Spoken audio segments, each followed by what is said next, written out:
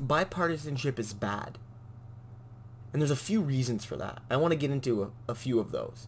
But I think it's fundamentally something that has been seen as good for so long. Like when a politician says they're bipartisan, they're speaking about, maturity, compromise, nuance, being quote-unquote in the center, being quote-unquote moderate, being quote-unquote, hostile to extremists, both left and right. And that's a rhetoric that's worked for a long time in various countries, Canada and the United States. But I think in recent years, people are starting to question the validity of bipartisanship or multipartisanship, understanding that it represents, if anything, a closing off of the range of political debates, and it raises a real issue about, when we engage in bipartisanship, when we engage in compromise with those who are not acting in good faith, or those who are acting in good faith but whose desires are, dangerous to the basic human rights and dignities of the citizenry, we have to question the value of bipartisanship. So first on the note of human rights, I think in the United States especially, these calls from certain moderate Democrats for compromise, you're going to see it in this presidential primary campaign from some people. This call for compromise is woefully tone deaf. The reality is that there should be no compromise with the Republican Party. There should be none. Because at the end of the day, what they're proposing is fundamental attacks on basic human rights. There should be no compromise when somebody wants to build a wall that is the literal and metaphorical manifestation of xenophobia, fear, and racism. There should be no compromise with a party that wants to see millions of people starve and go without health care and go without decent education, just so that a small percentage of the population can get a little bit bigger, tax cut. There should be no compromise with a party that wants to attack women's basic human rights, to control their own bodies, to control their own destinies. There should be no compromise with that party.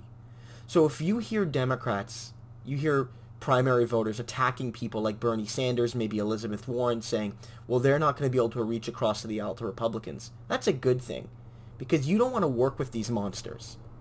That's not a good thing anymore. Maybe it was never a good thing, but especially in our time today, there should be no compromise there. And you might say, well, how are you going to win the election? You're going to have to win over some Trump voters. And the reality is that's a factor. But some of those people voted for Obama in 2008, and there's an even bigger factor. In both Canada and the United States, there are millions of people who choose not to vote. This is to say nothing of voter disenfranchisement amongst certain minority communities in the United States. That's a major issue. We can't go into it today. I don't want to dismiss it. But the reality is that dozens of millions of people in the United States didn't choose to vote. And you can activate those people, and you can win a presidency, you can win a Senate, and you can win the House of Representatives without winning over quote-unquote moderate Republicans, if such a thing exists. It's important to recognize that that party's ideals are irredeemable, and they need to be thrown in the dustbin of history. So if you're a Democrat, you need to support candidates that will not compromise with Trump, that will not compromise with his party, that will not compromise with, the alt-right, will not compromise with neo-fascism and the KKK and, the neo-Confederate, nostalgists. That has to go out the window. I think that's an easy point to make for many of my listeners. But perhaps a bit more controversial is the issue that bipartisanship, I think, is a manifestation of the 1%'s control over the Democratic Party and the Republican Party in the United States, and the Liberal Party and the Conservative Party in Canada.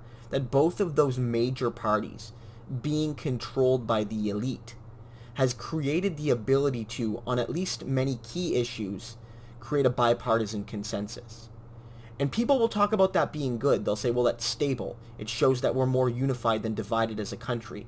It shows that, when a government changes hands, that there won't be too many crazy big changes all at once. But you have to ask, again, if you're a progressive, do you really want a kind of leadership that is comfortable with either party winning? Do you really want a leadership that, when looking at, the election, saying, I've already won. I have Clinton, I have Trump. I'll win in different ways if Clinton wins than if Trump wins. Perhaps I like one slightly more, but either way I win. That's not a good thing. That's not a good thing, because that wasn't the case for people of color. That wasn't the case for workers. That wasn't the case for children. That wasn't the case for indigenous people. That wasn't the case for migrants, both documented and otherwise. So for those people, there was a clear winner and a clear loser. For the rich, they kind of win either way, and that's problematic. So I've talked a little bit about this in the past, about how, we have to recognize that class conflict exists, and that we have to utilize it on the left, that we have to take cues from Bernie Sanders, Ocasio-Cortez, Elizabeth Warren to a degree, Jeremy Corbyn in Britain, even rising with Jagmeet Singh in Canada to a certain degree with his tax proposals. We need to look at the left and say, class conflict exists, the rich have been doing it, and we need to act upon it for our own ends. And bipartisanship is a barrier to that. Bipartisanship in the United States means that all the elites, they go to the same party. When Joe Biden waxes nostalgic, waxes poetic about how in the good old days he used to argue with Republicans and then we went to dinner together, that's not a good thing.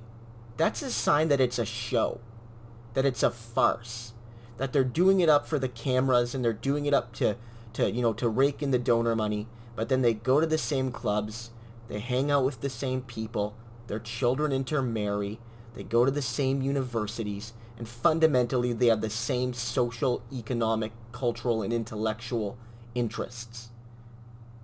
We need to recognize that when we want to challenge this system, bipartisanship needs to go. This monopoly that the Republicans and the centrist Democrats have over power in the United States, and that the liberal and conservative parties have over power in Canada, cannot stand anymore. We need to challenge these things.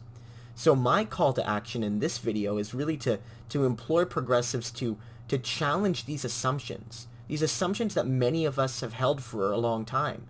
The assumption that, compromise is good, bipartisanship is good, that, having discussions with those across the aisle and learning from one another is good. And I say that in this context, in our era today, that's futile.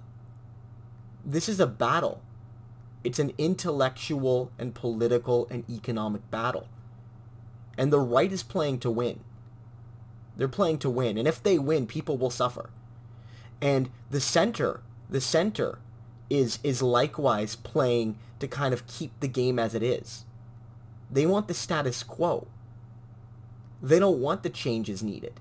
Sure, the center, the Liberal Party in Canada, centrist Democrats, they don't necessarily want to bring the horrors that the Conservatives want to bring in either country. But it's also the case that they're fighting against basic human rights.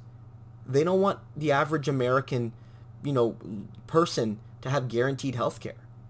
They don't want them to have the basic dignities of life that exist in many countries. And even here in Canada, we have a Liberal Party that won't implement universal health care. They won't implement universal dental care. They won't implement universal childcare. They won't do these things because they're deemed to be too impractical, and that, to reach across the bipartisan aisle, we need to find better solutions. But the reality is that all they're doing is preserving the way things are. So again, we really need to wrestle with this fact that we're in a battle here, and that those who call for bipartisanship are, desiring the status quo at best, or are bad faith actors looking to pull us backwards at worst. So keep fighting. Don't let the cult of moderation pull you away from your convictions. Don't let it stop you from fighting for basic human rights, for women's rights, for workers' rights, for racialized people's rights, for basic social programs. That's what's at stake. Don't let them do it.